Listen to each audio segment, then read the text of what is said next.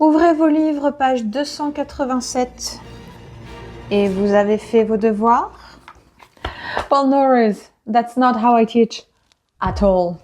Bonjour tout le monde, I'm Cassy, your French teacher, so you can discover France the French way. And now is the perfect time to give this video a thumbs up already and subscribe to the channel if you want to know more about French pronunciation, because that's what we're going to talk about. Yes, I recently opened the doors of French Quest, an online community for people who want to learn French and discover France, as we do here, the French way. To give you a taste of what it looks like inside, I want to share with you one of the exclusive lessons, part of the pronunciation course, actually requested by the community, so that's why we started with this one. So it is all about accent. Grab a pen, notebook, and let's go. Les accents. You put them only on vowels. The consonants, they don't have any any accent on top of them. So only the vowels. It's fine. Oui, mon petit chat, elle est jolie. Oui, mon bébé. And they only change the pronunciation of the letter E. And that's it.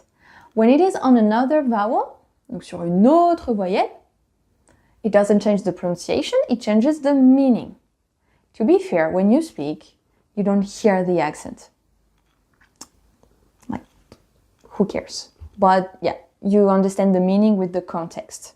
We'll see that, no worries. So what are the different accents? I don't expect you to remember all the name of the accents, but just so you know, okay? So you have l'accent aigu. So it goes up, let's say. L'accent aigu. You have l'accent grave, going down.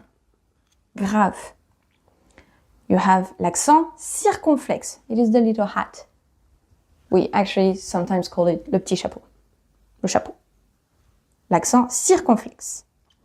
And not really an accent, but nobody knows what it is, and I thought that would be the occasion to tell you about it. Le tréma. Le tréma. Le tréma, it's here to isolate a letter. So for example, naïf, we will see later in the combination of letters lesson that A et I together, it should be E, so nef. But because there is un tréma on top of the I, you say naïf, isolates the letter. Égoïste, same. O and I, O et I, together it should be wa, égoïste. But there is a tréma, so we say égoïste. That's how it works. But it does change how we pronounce the letter E. And that's what we will see. Donc, l'accent aigu, it is only on the letter I. You won't see an accent aigu on any other letter. Alright? And this one, for the pronunciation, it is the same as for the letters. Remember? B, C, D. And to pronounce it correctly, you will need a pencil. E.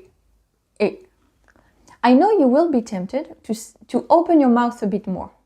E. No. E. It shouldn't open more than that. E.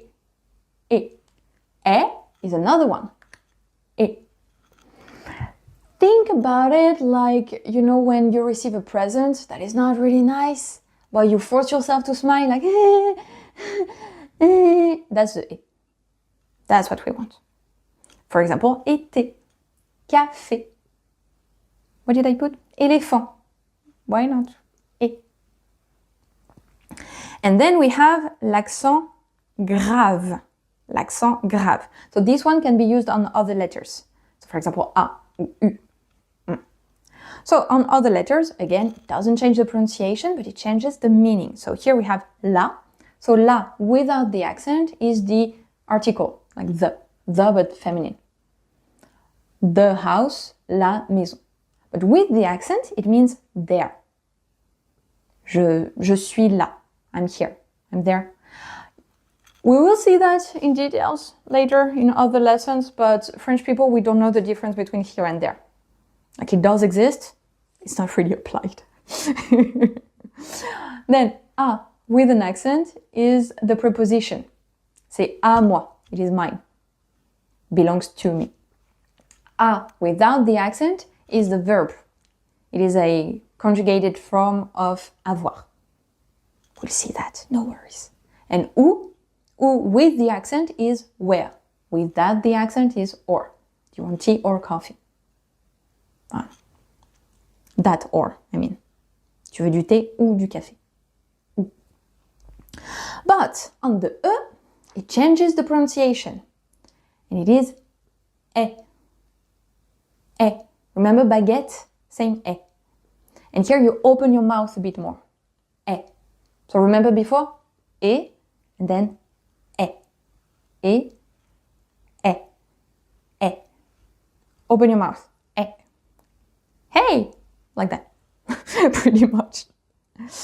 And last but not least, l'accent circonflexe, the hat. So this one is can be pronounced either e or e. Most of the time it is e, but happens that it is e. To be fair, like I've been tutoring for like 4 years, and I've never ever been able to find a proper rule to know when you pronounce e or e. So this one you have to learn. But know that if a word looks like there should be an S there, for example in English, there should be an S, in French you will probably find an accent circonflexe because it's coming from Old French. For example, la forêt. Well, in English, what is it? It is the forest. Forest. See, we just took out the S and added the circonflexe. It's like a testimony of the past. I don't know. Same with hôpital, la côte. Hospital, the coast. See, in English there is a S, in French there is an accent circonflexe. I think that's it for today, right? Like, that was enough. Tomorrow we will talk about the accent, what am I saying? About the combinations of letters. À demain. I hope you really enjoyed this lesson and you learned a lot about French accents. I know they can be tricky.